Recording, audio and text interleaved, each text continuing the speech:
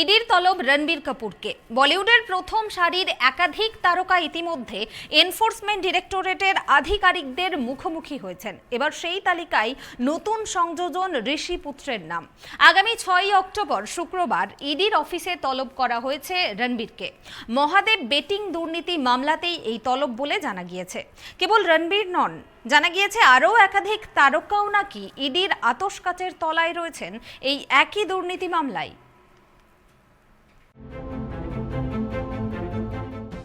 বলিউড অভিনেতা রণবীর কাপুরকে তলব করল এনফোর্সমেন্ট ডিরেক্টরেট। আগামী 6 অক্টোবর ইডি আধিকারিকদের জিজ্ঞাসাবাদের মুখে পড়তে হবে নায়ককে। মহাদেব অনলাইন বেটিং মামলায় ইডির নজরে রণবীর কাপুর।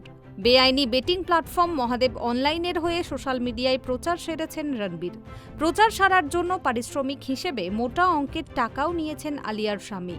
শুধু রণবীর নন, এই দুর্নীতিকাণ্ডে কেন্দ্রীয় সংস্থা ইডির নজরে রয়েছেন একগুচ্ছ বলিউড অভিনেতা ও সঙ্গীত শিল্পী।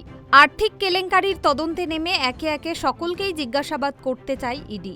জানা যাচ্ছে চলতি বছরই সংযুক্ত আরব আমিরশাহিতে বিয়ে করেন মহাদেব অনলাইন গেমিং অ্যাপের কর্ণধার সৌরভ চন্দ্রকর।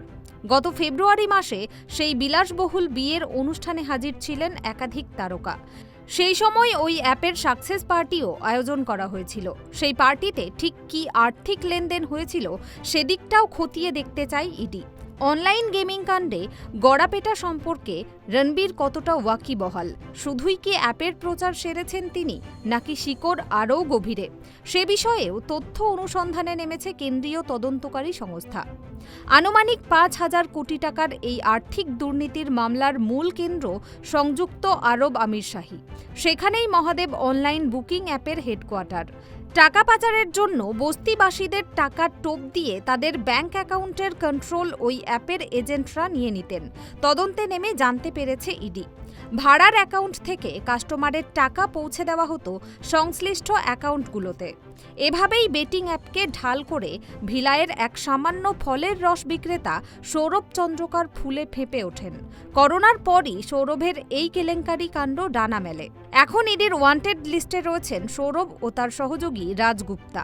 দুর্নীতিকাণ্ডে নাম জড়ানোর পর এখনও কোনো মন্তব্য করেননি রণবীর। প্রসঙ্গত, আপাতত অ্যানিমেলের প্রচারে ব্যস্ত রণবীর।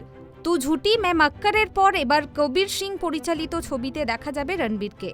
রণবীর কাপুরের পাশাপাশি এই ছবিতে দেখা যাবে অনিল কাপুর, রশ্মিকা মন্দানা, ববি দেওল, পরিণীতি চোপড়া, তৃপ্তি ডিমরিকে। এই ছবিটি প্রথমে চলতি বছরের 11 আগস্ট মুক্তি পাওয়ার কথা ছিল, তবে পরে অ্যানিমেলের মুক্তির দিন বদলে 1 ডিসেম্বর করা হয়েছে। পোস্ট প্রোডাকশনের কাজ শেষ না হওয়ার কারণেই এই ছবি মুক্তি পিছিয়ে দেওয়া হচ্ছে বলে জানা গিয়েছে। Bureau report, tribe TV.